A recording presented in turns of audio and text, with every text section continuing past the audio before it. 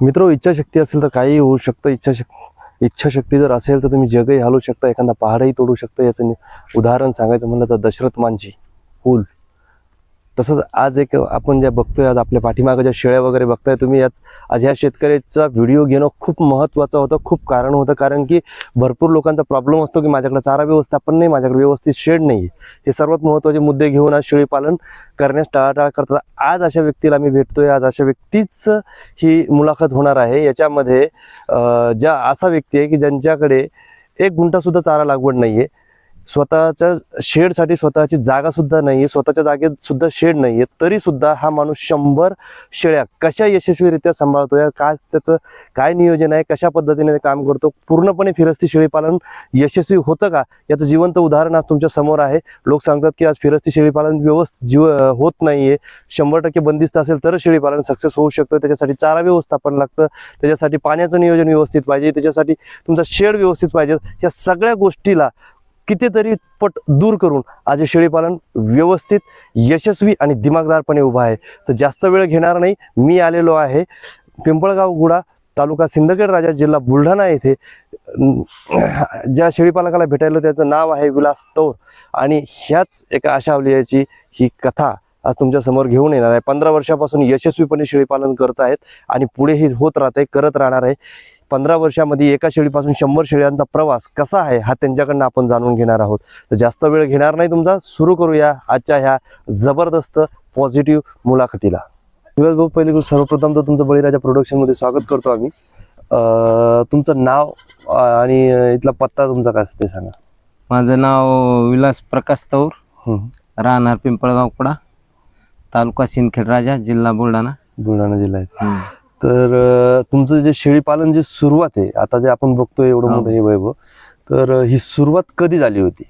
सुरुवात आता माझी सुरुवात तरी 13-14 वर्षापासून 13-14 वर्षापासून सुरुवात झालेली आहे. त्याच्या आधी काय चालत होतं? शेती नाही, शेती गीती काय नाही, वडील करत होते शेती. तर एक ते पिल्लू घेतलं होतं आम्ही, ते पिल्लू पाठ घेतली होती, त्या पाठीपासून मग इतकं ते आम्ही तयार केलेले. अच्छा, शेती घरची काहीच नाही? नाही, शेती घरची काहीच नाही. शेती नाही म्हणजे चाऱ्याचं याचा सगळं बाहेरच असतं. हो.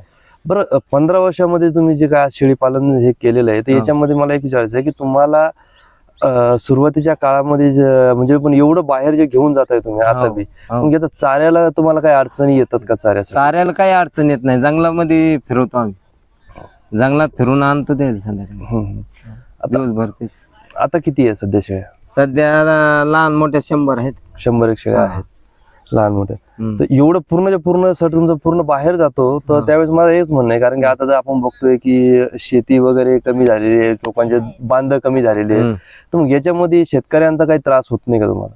नाही, शेतकऱ्याचा काही त्रास नाही. शेतकऱ्याचा आता शेतकऱ्यापासून कसं आहे, आपण शेतकऱ्यांनी जर सांगितलं तर याच्यामध्ये चारा तर मग चारतो आपण, नाही तर मग सरळ जंगलावर चारायला नाही, जंगलावरती चारणं हे आहे. आणि बरं, याच्यामध्ये तुम्हाला काय अशा आजाराच्या काही अडचणी वगैरे? आजाराच्या अडचणी भरपूर आहेत, पण ते आम्ही कसं आहे, लसीकरण हे ते वेळेवर करतो, मग ते कव्हर होऊन जातं. स्वतः होतं की डॉक्टरच्या सहाय्याने करता? नाही, आम्ही डॉक्टरचे सल्ला घेतो, मग घरीच ट्रीटमेंट घरीच करतो.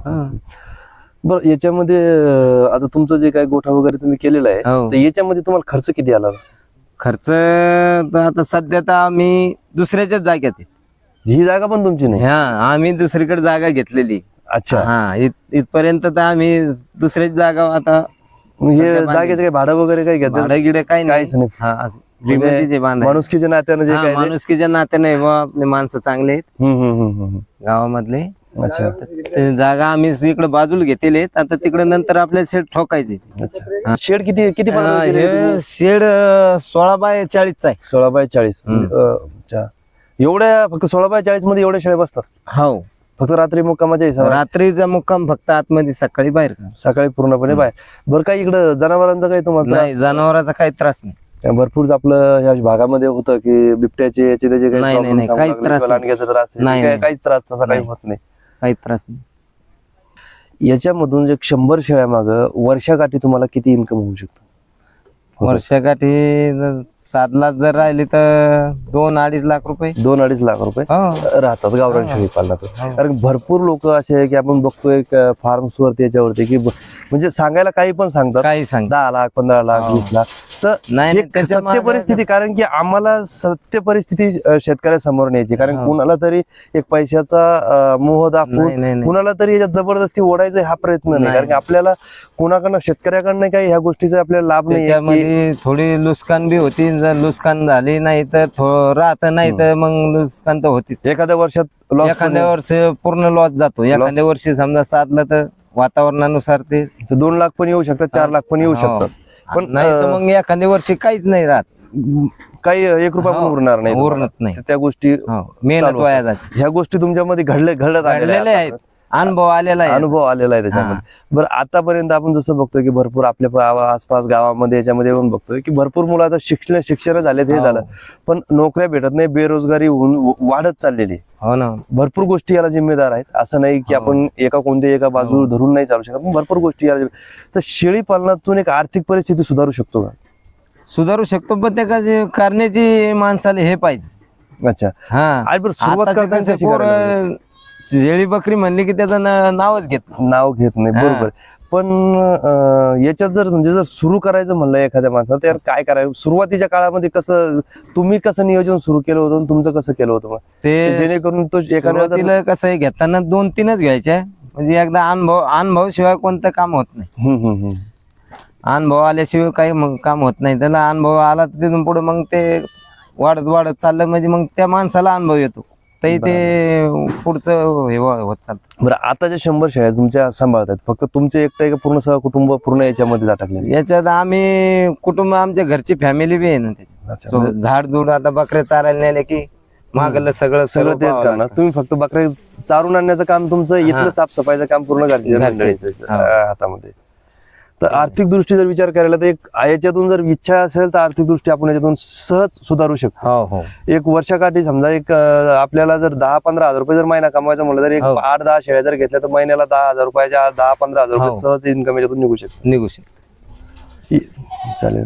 तर मंडळी, एक सांगायचं म्हणजे हा व्हिडिओ बनवायचं कारण एकच आहे की भरपूर लोक असे आहेत की आमच्याकडे चाराची लागवड नाहीये, किंवा चारा लागवड करायला जागा नसते, किंवा शेड बांधायला जागा नाही. यांच्याकडे बघून एकच सांगू शकतो, कारण खूप दिवसाचा व्हिडिओ बनवायचा होता पण काही कारणास्तव बनवता आला नाही.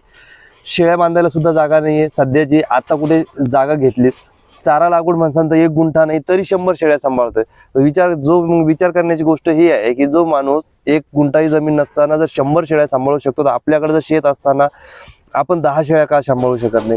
जर हे केलं तर मला एकच वाटतं की शहराकडे होणारे जे काही आज जाणारी संख्या आहे ही 90% कमी होऊ शकते, जर आपण आपल्या जाग्यामध्ये जर मी हे म्हणत नाही की फक्त शेळी पालनच करा. शेळी पालन फक्त एक दाखवलं याचा अर्थ असा नाही. असंख्य असे शेती रिलेटेड आपण कामं करू शकतो, शेतीला पूरक असं काम करू शकतो. फक्त गरज आहे तुमच्या इच्छाशक्तीची, तुमच्या मेहनतीची, तुमच्या जिद्दीची. फक्त वेळ असं असतं, कोणताही व्यवसाय ज्यावेळेस उभा करतो तर त्याच्यामध्ये तुम्हाला 1-2 वर्ष द्यावे लागतात. पहिल्या दिवसापासून तुम्ही जर इन्कम किंवा प्रॉफिटचा विचार जर केला तर 100% तुम्ही फेल जाणार आहे. यात काही दुमत नाही. यात तोडफोड बघून हे कसं वाटतं की जो संघर्ष 15 वर्षापासून करतात तेव्हा आज कुठे 100 शेळ्या दिसत आहेत.